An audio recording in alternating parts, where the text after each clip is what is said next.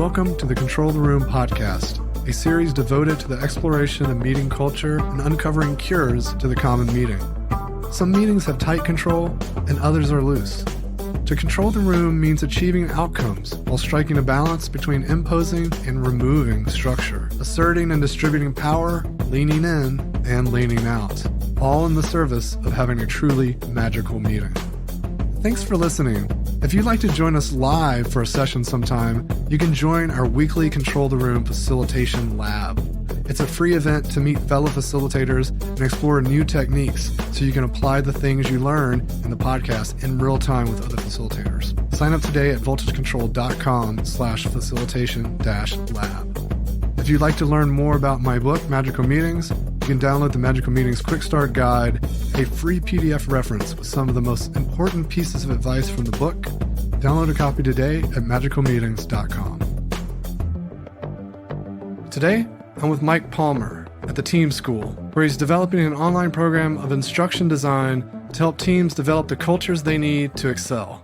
He's also the author of online courses and several books, including Morally Responsible College, Professional Ethics for Managers, and Win Before Trial, What Lawyers and Their Clients Must Know to Get the Best Outcomes Possible. Welcome to the show, Mike. Hi, Doug. Thanks for having me. Of course. It's great to have you here. And as usual, I'd love to start off with just learning a little bit about how you got interested in developing cultures and helping teams excel. How did you get into this work of building the team school? Well, thank you for the question, Doug. I've been involved in academic work for a long time. I taught in the Free University of Berlin, University of Maryland in Berlin, then became a lawyer and have been involved in teams of all kind, both in academic world as a lawyer and in other business settings. And one of the things that I realized over the years that I've been doing this is many teams are not as effective as they could be. They just don't seem to be working to their full potential.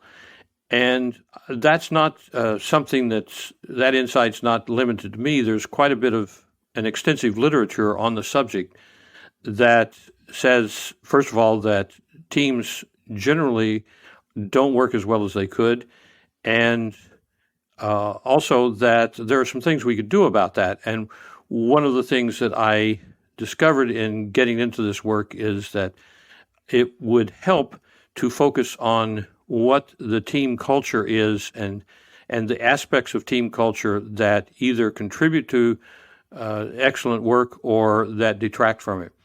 So in your journey through this, what have you found to be the causes of this kind of lack of potential or this waning efficacy?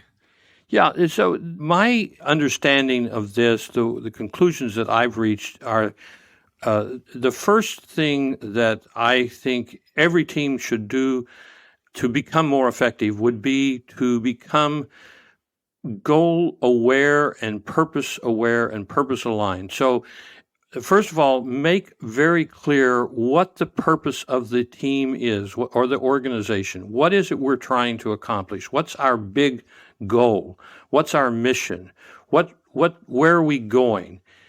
Unless that is stated clearly, the people who are in the team won't be able to line up together. So think of a rowing crew in a rowing boat, and they don't know where they're going, and nobody is setting the pace. They're going to have difficulty functioning well. And we have that kind of problem in many teams.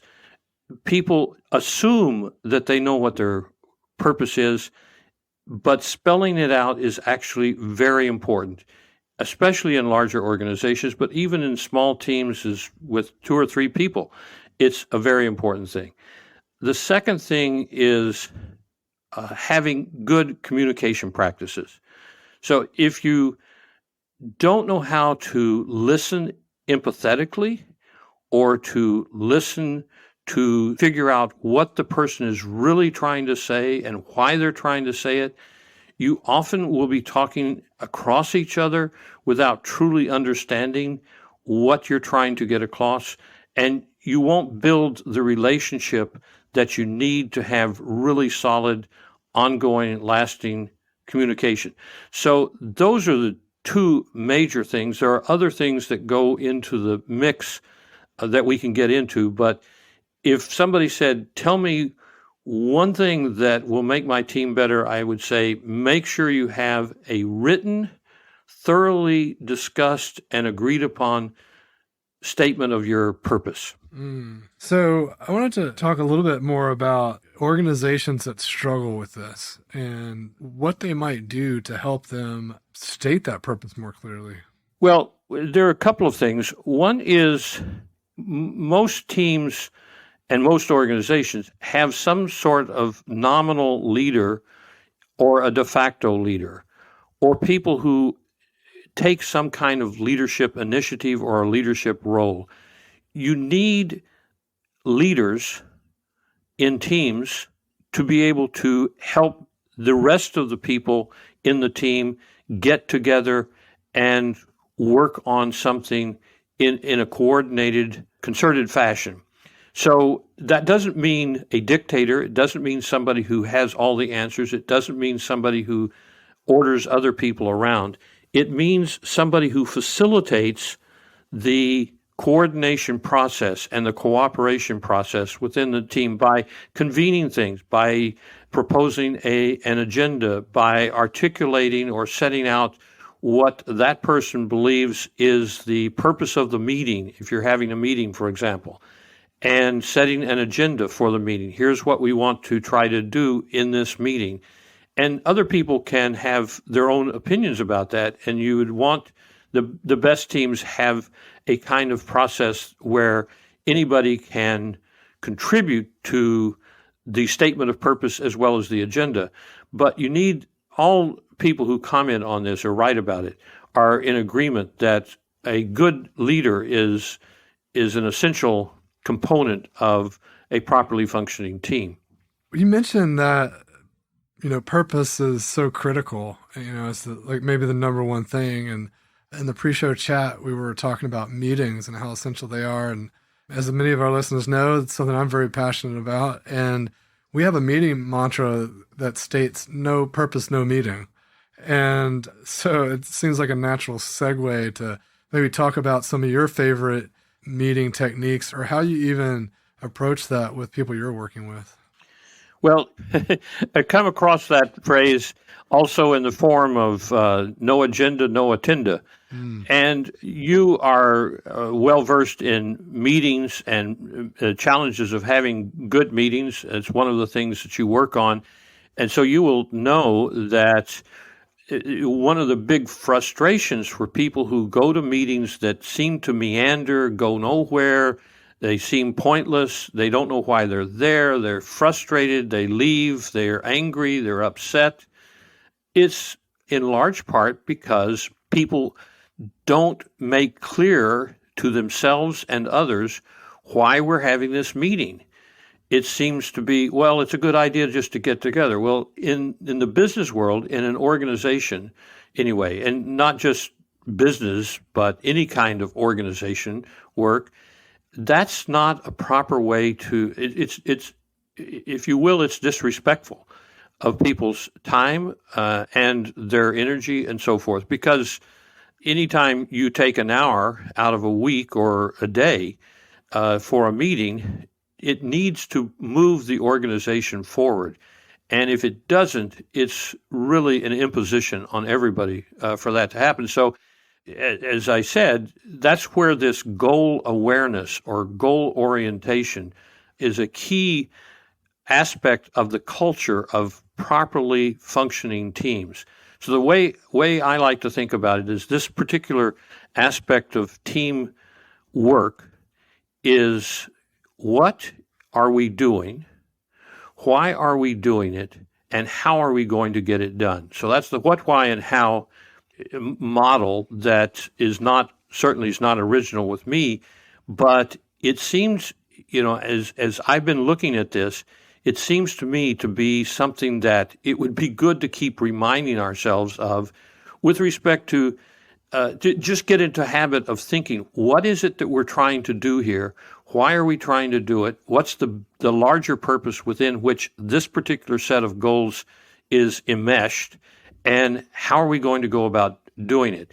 Those three things will keep you on track in a meeting, in a project, in the work of a business, and will really go a long way to helping your team be functional and effective. I've definitely heard that no agenda, no attenda. And, my beef with that is so often people equate agendas with just list of topics, and a list of topics is not a purpose. And I'd love to hear your thoughts on that. Well, I could not agree more. I think you want to know why the topic is on the agenda. We're meeting to talk about the upcoming conference that we're going to schedule. And one of the things on the agenda is the logistics for getting everybody together at the conference. Well, it may be obvious why that's on the agenda, but you need to think through just exactly how you're going to work with that. So what do you want to accomplish when you get to that topic? You want to have some goal in mind, something that ends in action.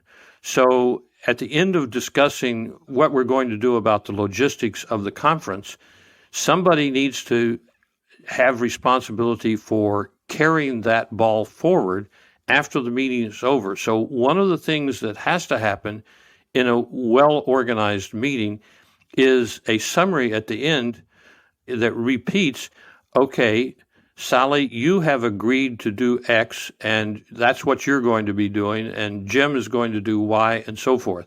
So that's how I see that coming together. One of the difficult things on this, in my experience, is we don't understand that there's a mechanical aspect to meetings. And so we assume that we all know what we're trying to do and we will all get it done together. And it just doesn't work that way. The assumption has to be spelled out for communication to take place and for things to get done properly. And wow, how often can those assumptions bite us if we don't spell them out? Because I think the example I love to share is just around decision making. Because often people get hung up on, why did they ask for my advice if they weren't going to take it? And if that meeting had started with the proclamation that, hey, we're going to talk about this, but I'm going to make the decision, then people would have had a completely different reaction to the outcome. Going in, they would know the protocol. Yes, yeah. Well, that gets into a subject about a topic where we are starting to try to figure out, and this is, we've been going through a transformation or a change in our business culture in the United States and other parts of the world over the last 30, 40 years from a more command and control approach to organization to a more collaborative approach. And what you just mentioned is when somebody says, we'll talk about this, I'd like to hear what you have to say, but I'm going to make the decision, that really cuts out a lot of thinking. It squelches a lot of participation because people then don't own the decision. They don't feel like they own the decision.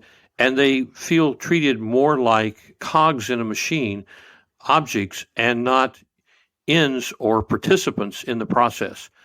So one of the things that in terms of developing the team school that I've identified is there are three main things that you need to take care of or to attend to develop a really great functioning team. Number one is the people who are in the team, you need to take care of the people, meaning their needs, their interests, their desires need to be respected. They need to be respected as human beings. And that starts with just basic kindergarten level good manners, saying please, thank you, and I'm sorry when appropriate, treating people with dignity and respect. So that's number one. Number two is the team has to get along. There has to be a good level of cooperation. And that means the relationships among the team members need to be positive and strong. if you get a lot of backbiting and political jockeying and behind the scenes deal making and so forth, that is toxic to a team. So that you have to have good practices with respect to the cooperation.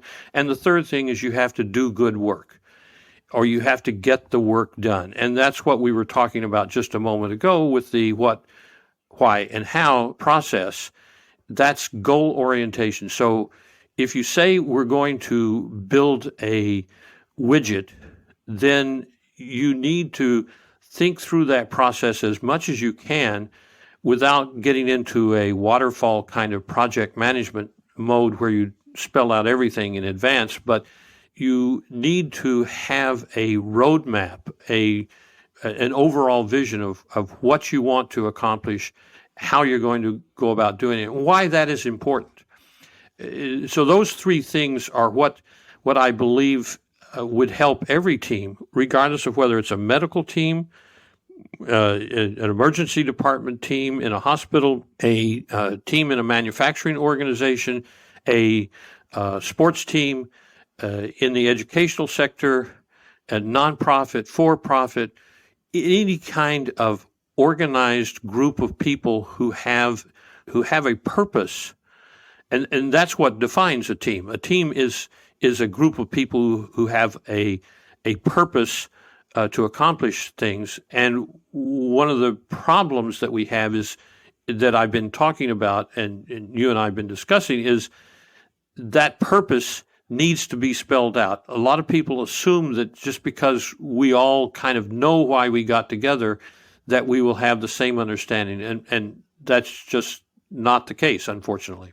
The other thing I always come back to in purpose is that it can be such a powerful way of getting past the disconnect around assumptions or expectations going into the meeting. So if we use our purpose to further clarify why we're gathering and do so inside of our calendar invite via the name or the description. So it gives people the opportunity to opt out if they realize, oh, that's what's happening. I don't really need to be there. Well, that's one of the things that can happen is, I'm not needed for that meeting, and so I don't need to show up. That varies from team to team as to whether that's how appropriate that is in given settings and so forth. I've found a couple of things that are really helpful in this regard. So I started looking about a month ago for technology software that would facilitate having good team meetings. And there are several companies that now have meeting preparation software that have agenda setting software. And a couple of them are fairly good. Some are not so good. Some are basically they're a little better than your own word processing program or a sheet of paper. The better ones, what they force you to do, if you use them, is to think through why we're having this meeting. And my experience is that meetings get called, and I've been guilty of this myself, calling a meeting saying, we need to get together and meet about something, but we have a general or somewhat vague notion of why we're getting together. The general topic is clear, more or less, but we don't prepare, and therefore we don't get as much done as we could. And certainly the person convening and facilitating the meeting needs to prepare. I've found in working on this that spending at least 30 minutes to prepare for a 1-hour meeting and then another 20 to 30 minutes working on the notes and summarizing the meeting afterwards is about what it takes to get a good meeting done and to make use of that meeting in a way that really drives the work of the organization forward. So we've been talking about the meeting because meetings are one of the places, they basically are the place where people get together to decide what it is that the team is going to do and who's going to do it. Of course, people get together to actually do some of the work. So they're working on maybe writing code for a software program or working on physically building a piece of equipment or something of that nature. That happens too. But the place where we are almost guaranteed to be in communication with each other is in team meetings. And that's why it's crucial to get this work done well. It reminds me of our meeting mantra, do the work in the meeting, because if we synthesize together and capture together and make commitments together and build something together, it does minimize the time we had to spend afterwards, sense making and reporting and gathering. But that preparation, it's really unavoidable. And because if everyone comes in unprepared or just not, I call it not booted up, right? We haven't pulled all this stuff in our working memory. To me, it's one of those things that is, I'm thinking of Thomas Watson's mantra that he put on signs in IBM when he was chairman and president of IBM in the early 20th century. He had signs in everybody's office. One word said, think. Now, that is a really nice thing to remind us all of, but our whole organism, our brains, are designed to minimize thinking as much as possible. And which is why we make very quick, intuitive, some say gut decisions, where we jump to conclusions sometimes, and sometimes the outcomes aren't very great. One of the reasons is thinking is not only hard work, it's expensive. It requires a lot of energy and time. And we cannot afford, especially if we're in the eat or be eaten stage of humanity's development, in the hunter-gatherer stage era, we just don't have the time to take a lot of time thinking through and making decisions. So we weren't developed to do that because it takes a lot of work. So we have to overcome the inertia that we don't want to think and put in the work to make this happen. The default mode is to simply make it up as we go along, and that leads to poor meetings. It leads to poor teamwork. And unfortunately, that's what we have to do if we want to have great teams. Now, one of the things that's really exciting about the era that we live in is computer technology and software in general, and particularly artificial intelligence, are going to make this process much, much easier than it has been before.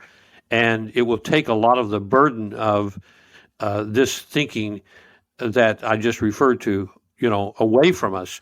So we'll be able to do other things. But there's either the machine's going to have to do it with and for us, or we're going to have to do it in order to get good results. Yeah, it's interesting. There's certainly AI facilitation tools that I've seen people experimenting with. I think we're still in the infancy there, but I'm really fascinated by human-in-the-loop technology. How can we be augmented by tools that maybe suggest or help us even analyze sentiment or understand things that may not be as apparent to us in the moment?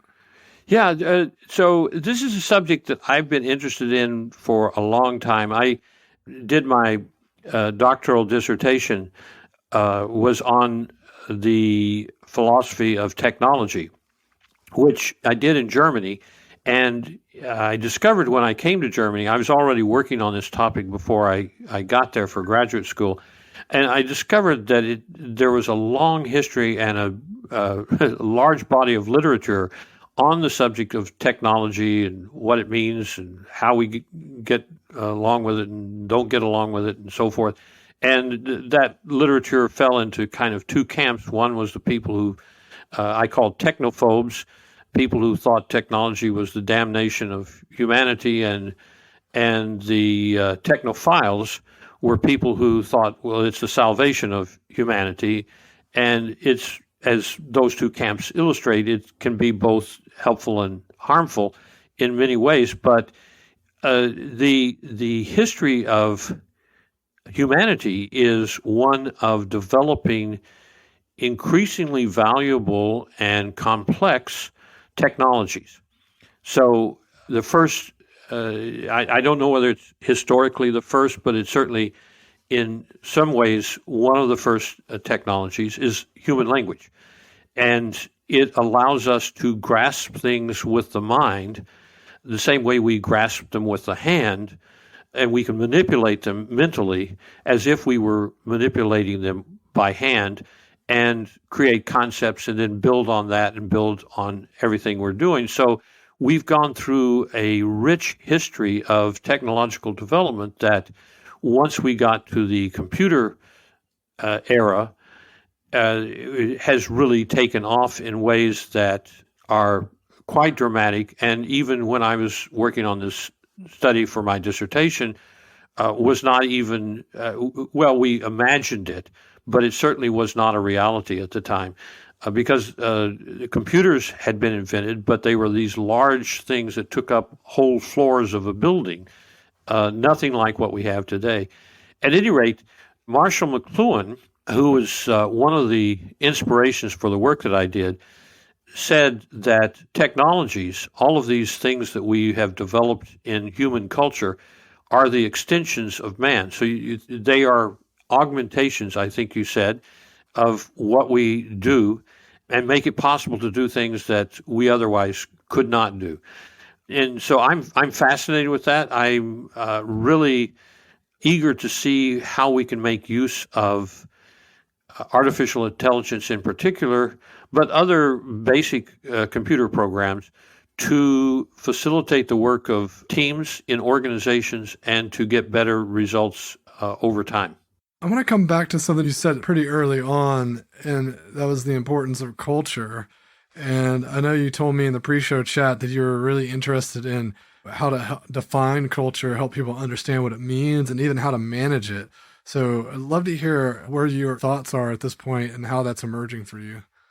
Sure. This is one of those things that I don't know whether you remember the remark by Justice Potter Stewart several decades ago. The Supreme Court had a series of cases where they had to decide what was permissible and what not permissible in terms of decent speech, pornography.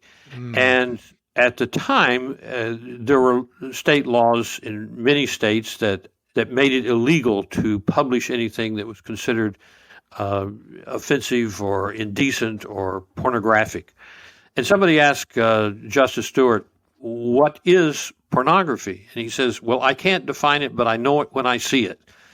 And a lot of people seem to have the same view of culture. They know there's something there that is kind of the way we do things here at the XYZ company, and that makes us different from the ABC company. You know, we have our own style, our own way of doing things, our own way of talking, maybe other parts. And so we kind of put that all under the umbrella of culture. And I went looking for, well, what is culture? And alas, the anthropologists who developed the term in the first place have not done a great job defining it. And others who've taken a stab at it have gotten some headway, but I thought it needed more. So what I did was I started with basic needs. What are the needs that we have as human beings? And the psychologists, the social psychologists have provided answers to this. So we have physiological needs, the need for food and nutrition and well-being and safety and shelter. So these are fundamental needs that need to be satisfied. Then when you get those satisfied, you have other needs such as self-esteem, a need to belong to some social group, some social entity, a need to be respected. And as you go up the pyramid or the hierarchy of needs, you come to self-actualization, a need to be fulfilled, and so forth. So human needs are the basic starting point for understanding culture, because culture develops in response to human needs. So we have one aspect of that is our knowledge system and our belief systems. It's how we understand reality around us. In order to function in the world, in order to satisfy our needs for food and shelter and safety, we need to understand how the world works. What's the difference between a snake and a dead branch? And what's the difference, what a rustling in the bush that might be an animal of prey, a lion or something like that. We need to have ways of communicating with each other and so forth. So as we evolve as a species, we develop means of satisfying needs, and we develop a knowledge system which is related to satisfying needs. And one aspect of that process, which is important for teams and organizations, are the values, the enduring goals and means that are of signal importance to us in response to the needs. So a value that would be developed in response to the need for safety is health and safety. And that becomes a value that becomes important to us. And then values then translate into norms or rules that help us figure out what we're supposed to do in certain contexts and settings. And the way I talk about norms is norms and rules are forms of encapsulated judgments. In other words, we've made a judgment at some point in time that it's a good thing to have stop signs at intersections, and that we should have stop signs, and that people should actually come to a stop when they come to an intersection with a stop sign, because doing so reduces injuries and deaths and collisions and damage to vehicles and so forth. So that rule, stop at a stop sign, is the result of the response to a need, a very specific need, and is also a form of putting a value, namely safety, into practice. So that's how I've been getting a hold of culture in a way that you can manage it in a team or organization. So you take a hospital or a healthcare setting, the values that are going to be paramount for a healthcare team are human well-being, human dignity and autonomy, health, safety. So those are going to be top of the order, and you build a culture, if you're going to be intentional about it and manage a culture, you spell out those values and say, these are the values, and this is the one that's most important. When it comes to making a quick decision, the autonomy of the patient will be more important than perhaps his own, what we consider to be his health outcome, because we have decided that patients have the right to decide for themselves what it is they want to happen with their bodies. And so we have to respect that and not just override it and say we know better what should happen for the patient. That's all the development of a hospital culture. And it gets very complex, but if you are able to understand the basic needs, the belief system that goes in response to those needs, and the values that are developed in response to those needs, then you can start to get a hold of, mentally grab a hold of the culture of the organization, and you can change it, you can improve it, you can have a conversation around what it is we want and so forth. So simply put, culture is important. When we think about the future of what can unfold, and it can be quite tremendous, and you're doing a lot of work with healthcare, and I'm really curious to hear your thoughts when we really peer out into the future, specifically with transforming healthcare organizations. What do you think is possible when teams start to become more effective, when they tap into their potential, when they're really reinventing their cultures? Yeah, that's a great question. We've had such tremendous gains over the last 40 or 50 years that it's hard to realize how far we've come. In the 19th century, we still did not have, the middle of the 19th century, the germ theory of disease was just emerging. So physicians didn't have anything close to what we now have as an understanding of how disease works and how medicine should be in response to it. The same thing as you go back 100 years, we were still very much at the beginning of this.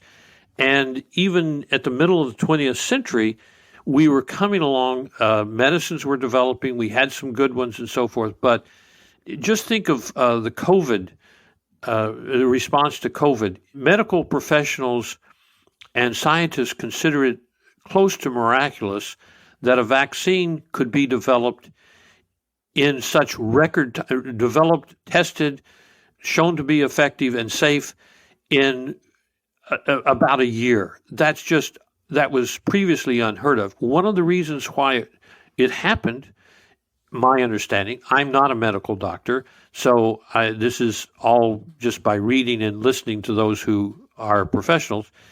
But one of the reasons it happened was the discovery of mRNA technology.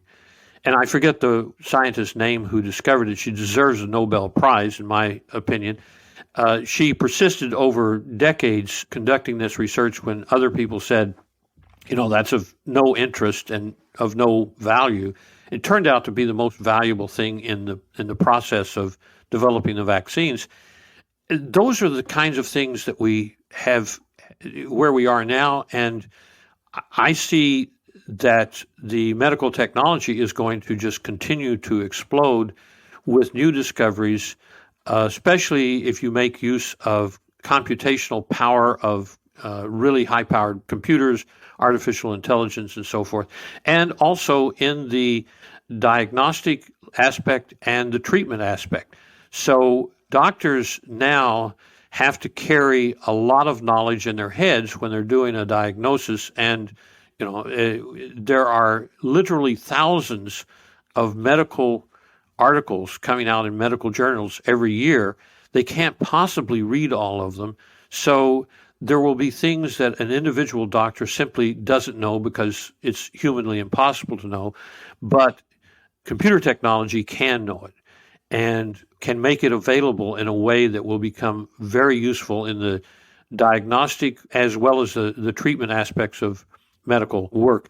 But one of the things that I think is key to making healthcare more effective and valuable for all of us is better communication practices in healthcare settings by healthcare professionals and also by patients.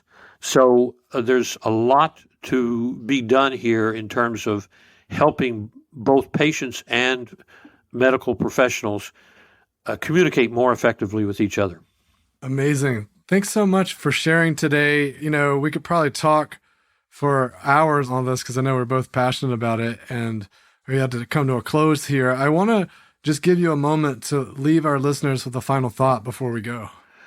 Thank you so much for having me, Doug. This has been a real treat. I've been delighted to be here. I think this is a great podcast that you're doing, and eager to listen to more of your podcasts. So a final thought, if I had to sum it up in one phrase, I'd say know your purpose. Know what the goal is. Know why you're doing what you're doing.